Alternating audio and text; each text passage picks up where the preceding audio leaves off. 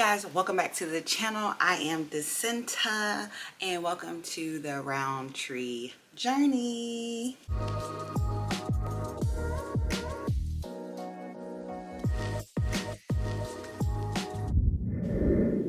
Alright guys, so if you've been following along, we made a Q&A video, and then before that we kind of recapped our whole IVF pregnancy. Well, we didn't do a whole IVF, we kind of like briefly went through it. And so in this video I'm just gonna walk you through some things that we may have left out on our previous video. Now y'all, this is our timeline of our story, so it's probably gonna be like a little bit of everywhere. So but we did want to document our story to encourage others. It's not for like YouTube fame or anything of that sort. We just kind of wanted to encourage others that are going through the journey, that are going to start the journey, just give you information of how our journey looked. Now keep in mind that your journey may not look exactly like our journey. We're just here to provide a healthy, sacred community for you, whatever you're going through. So don't feel like you can't reach out to us. Definitely, if you have any questions, let us know and we will answer them. We're proudly able to answer any questions that you guys may have. So whenever you have a question, please, we love answering or trying to like answer the question of based on our experience, like how we kind of navigated certain things. So you guys already know, so we did IVF. We went with reproduction of the Carolina with Dr. Matrisa Johnson. Shout out to Miss Dr. Johnson. She's the real MVP. So we started an IVF journey maybe like the middle of 2001, and we received a pregnancy test on April the 7th, 2023. So we've been going through fertility treatment for a while now. Well, for a while during that time. I would say what, almost 2.5, 3 years that we were going through the IVF treatment, and then we received a positive pregnancy test and we were on our way. We graduated and then we went to our OB. All right, so a couple things that I did not mention in the previous video. So you guys know that I was extremely sick on like throughout my whole pregnancy. I think things changed when I hit maybe like the 21st week. I think things started to change just a little bit, but I did remain sick the whole pregnancy. So when I was released to my OB, shout out to Dr. Brandy Adams. She actually referred me to Dr. Johnson. So that's how I actually met up and found out about Dr. Johnson. Dr. Johnson was transitioning into her own practice, and so we had to wait, and then we spoke with her in 2021. But Dr. Brandy Adams, she actually, I was going to Dr. Brandy, I would say maybe a year or two before she referred me to Dr. Johnson. And then once I graduated from Dr. Johnson's office, I went back to Dr. Adams.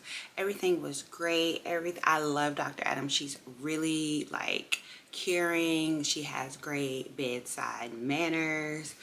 But the only thing that I did not like about the practice is that, like, and this is probably like for most clinics, is that you don't know if your doctor is going to deliver the baby.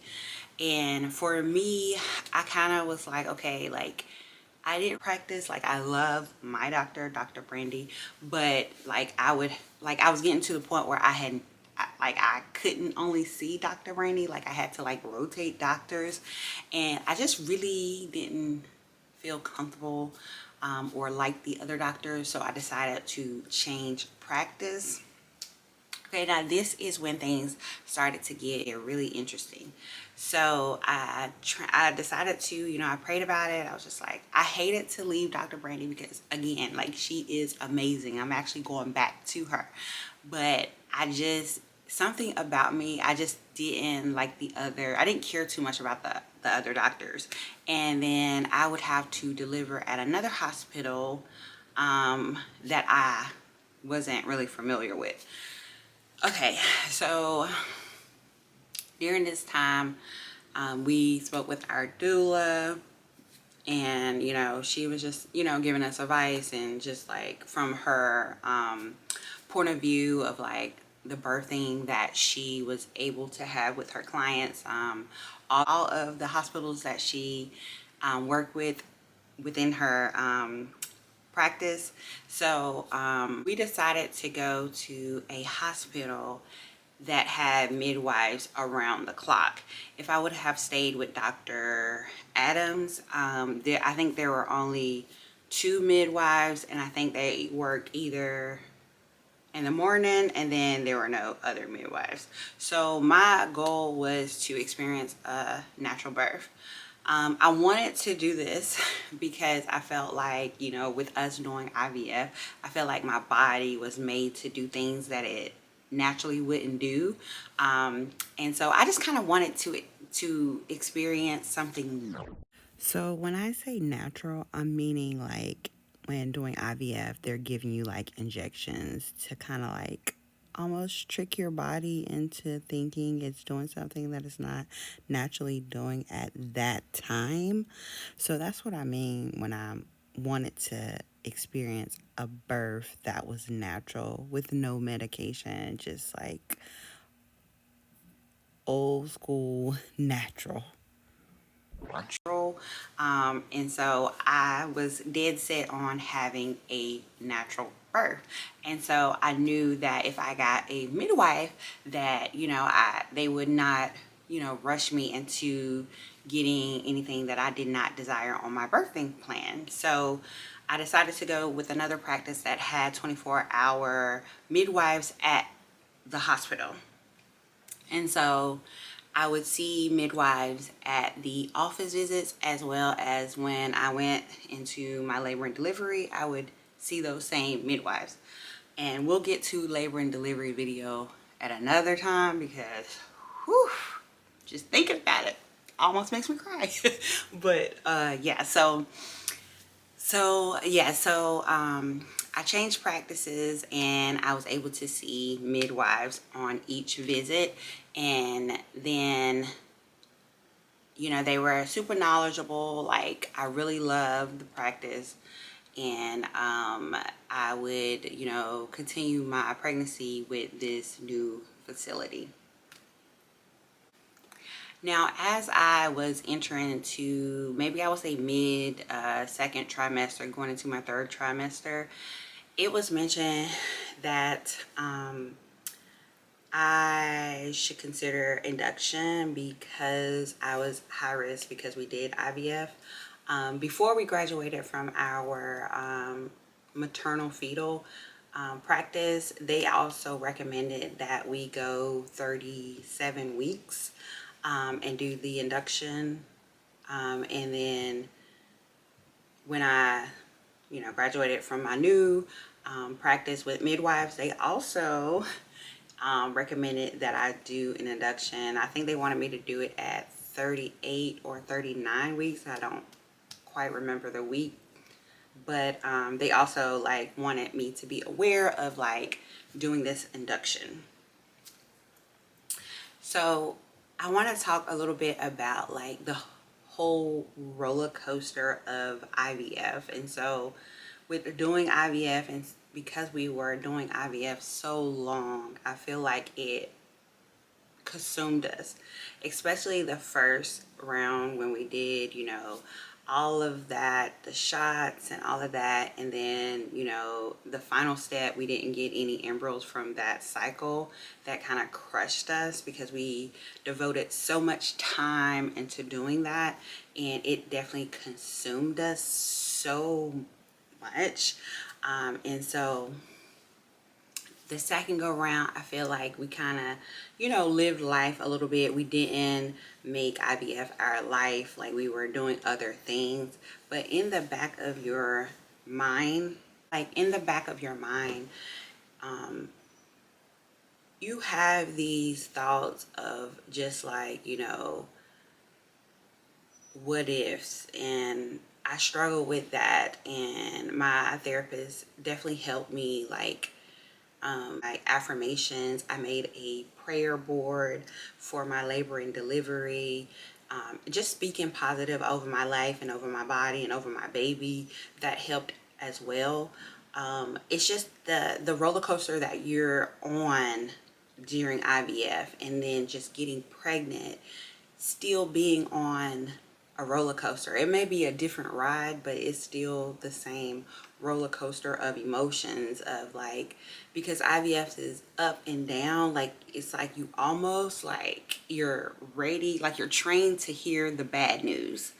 And I had to change my thought process of like, okay, I'm pregnant now. God has given me, this life inside of me. So I have to speak life, because, the power of a tongue, the power of words are on your tongue. And so I had to like retrain my mind of, okay, we're done with the IVF process. This is a pregnancy. This is a healthy pregnancy. I had to continue to tell myself that, because y'all, oh my God, it gets so real. Like, I thought that I would get pregnant and all of my worries would go away. No, they didn't go away. I think that they like magnified. And I just had to like get control over that, because it was definitely a lot, especially since I was sick during my pregnancy. And it was just so much mentally on me, in my body. Like, nothing could have prepared me for that. And so that's why I say I had like I had a healthy pregnancy far as body wise, but mentally I feel like it was just a whole lot to take in all at once. And I think, people don't talk about that enough, with like going through this whole IVF process and then getting pregnant, and just still having some of that trauma from the IVF process, like all of the bad news that you received, like so much. Because I feel like the IVF process can be so heavy, especially since we were going through it for almost 2.5 years, and it was just a whole lot. And so I feel like I brought that into my pregnancy.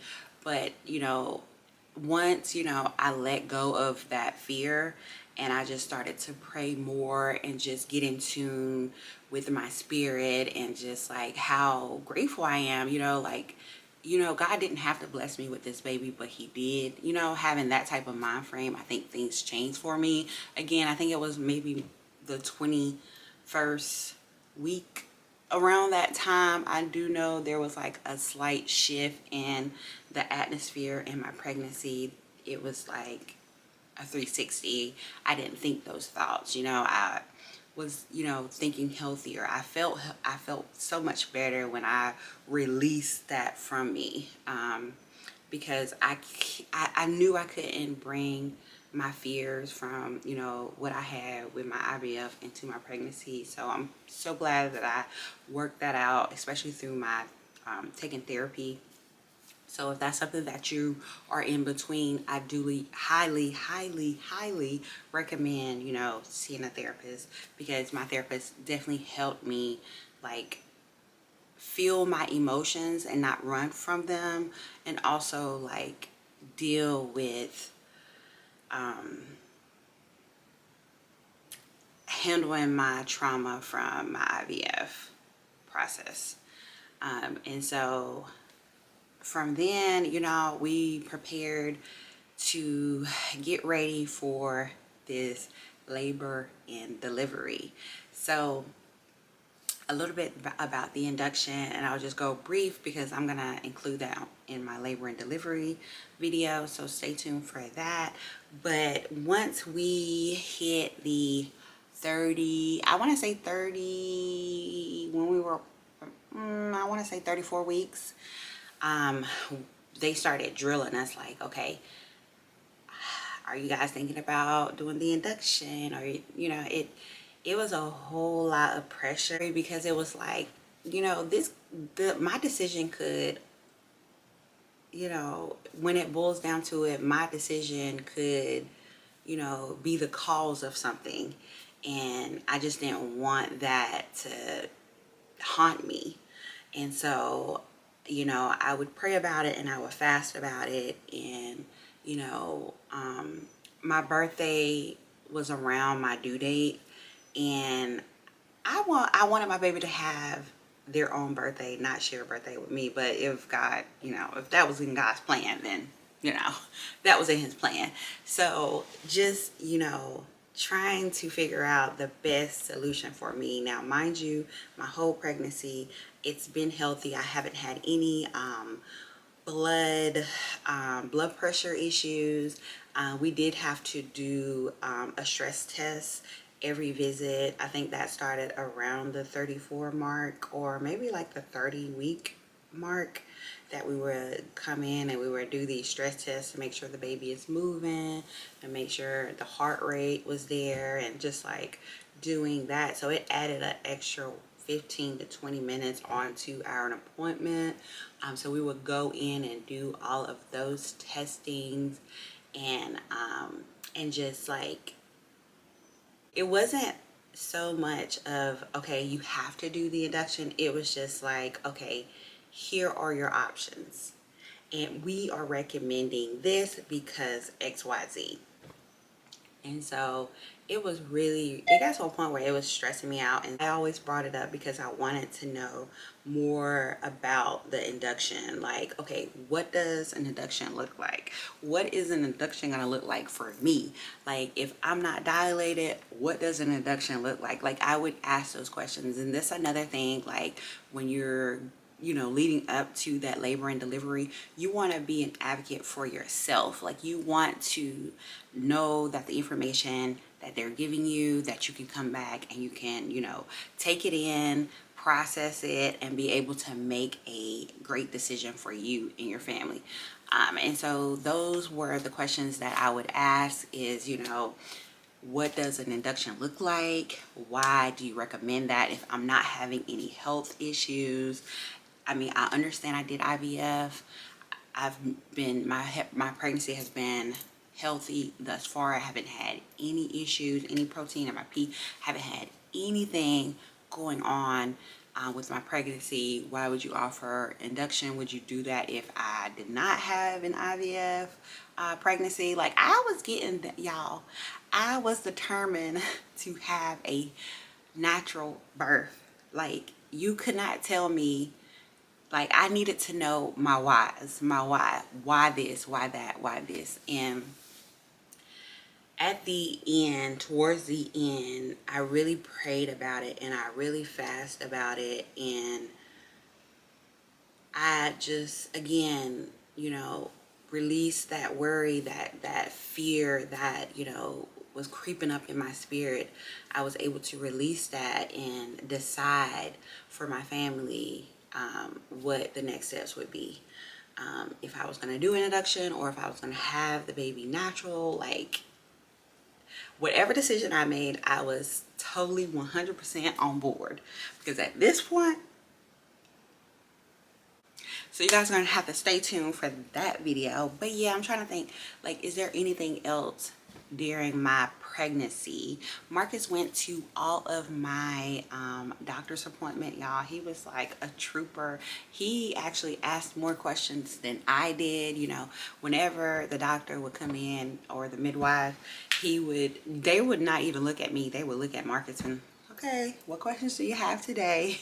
And so that was super cute. Like, he loved seeing the baby and hearing the baby. He he has like a ton of videos when we would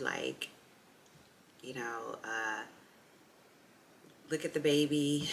Like, he's been like an awesome partner throughout this pregnancy, with just like helping me and motivating me. I think it's truly, truly special to have a partner that is able to offer you what you need in different seasons, whether it's space, prayer from a distance.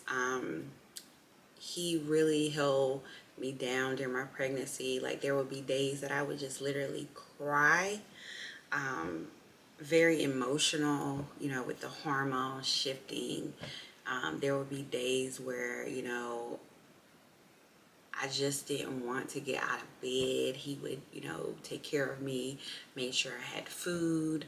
Like, it was like it was like, I have never been the clingy type of person, but y'all,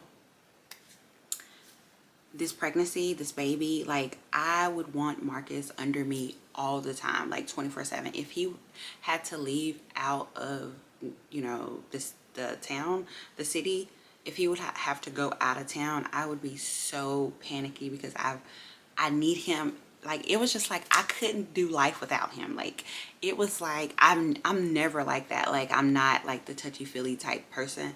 But y'all, this pregnancy, I had to have him under me all the time. And I did not understand that. Like, and I feel like our love grew stronger with him, like, singing to the baby and praying over the baby. And every night we would get in bed and he would read the baby a scripture and the baby will kick. Y'all, it was just so emotional, and it was just like heartfelt. Let's lie in wait for innocent blood. Let's ambush some harmless soul. Let's swallow them alive like the grave, and the whole like those who go down into the pit. We will all get sorts of valuable things and fill our houses with plunder. Cast lots with us. We will all share the loot. My son, do not go along with them. Do not set foot on their path, for their feet run into evil, and they are swift to shed blood. Most important part of that was the fear of the Lord is the beginning of knowledge. You got to fear and trust God. Jesus, Jesus, Jesus, Jesus, Jesus, Jesus, Jesus, Jesus. And baby, hear me singing. Thank you, thank you, thank you. Thank you, thank you, thank you. Jesus, Jesus, Jesus. Time to go to bed. Night, night, baby Rancho. We got 7 more weeks. You come home. You got your own room. I have my own room. You got your own room, baby Rancho. 8 months. This is where we at, y'all. You ready? How you feeling? Ready to see my baby. So we can watch the game. We gonna watch the NBA game, y'all. What is that? Just the things that he would do, and me not having to ask of those things, but he would just automatically do it. Like, he's just a super partner to have. So he was there, y'all, throughout the whole pregnancy. He did not miss one doctor's appointment. And he would be like, every decision we make, we're so equally yoked in the decisions that we made. He would be right there agreeing, adding, his input, and we would go, just go with it. And yeah, I'm just so thankful for him. So yeah, I think that has a lot to do with, like, because, when we first started this, we both were down because we had to go into IVF. When we first found out we needed to go to a fertility clinic, he was so down on himself because he thought it was just a male factor. He was the main reason why we had to go through this. I feel like from there, our bond kind of strengthened. Even our marriage, strengthened, during this IVF, because we only had each other to depend on and, like, to feed each other's spirit. So I feel like, you know, during this process, because we didn't tell a lot of people. We probably had like a handful full of people that we did tell. It was just like a sacred time for us. During those years that we would, you know, go through the IVF treatment, it was just a lot. And so to see, you know, the pregnancy, and to see how, you know, he's like blooming into this like incredible father, it was just amazing to see. But yeah, you guys are gonna have to stay tuned. The labor and delivery video is gonna get real, and you guys will probably never guess what happened, but I will let you guys meet baby Roundtree. I will let you guys a lot of videos. I don't know which one's next. I do know someone wanted us to talk about our cystic fibrosis diagnosis. Well, not diagnosis, but carrier through our genetic testing. So we're gonna make a video of that. You guys definitely stay tuned, because we have a lot of videos coming. All right, guys, I'm gonna chat with you guys later. Don't forget to like, comment, and subscribe, and I'll see you guys on the next video.